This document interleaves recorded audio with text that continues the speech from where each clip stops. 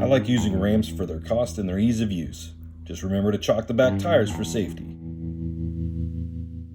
But a jack and jack stands also work. This is a 2015 V6 Camaro. Although the same steps, parts, and tools should be pretty much the same for the 2010 to 2015 Camaros. The specs will change if you have an SS, ZL1, or Z28 model, so be sure to reference your manual for variations.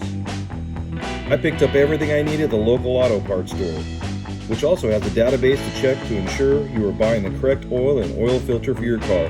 This one takes 5-weight 30 fully synthetic oil with Dexos. Make sure to replace the filter gasket ring and place a small amount of new oil on it to ensure it has a good seal.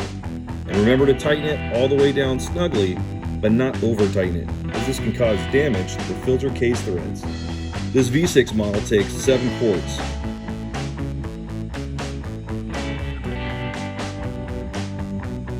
Now it is time to reset your engine oil percentage on the computer. Simply press the button, rotate the switch to the oil percentage menu, press and hold the selector button to initiate the change, rotate up to say yes, and again, press the selector button to confirm.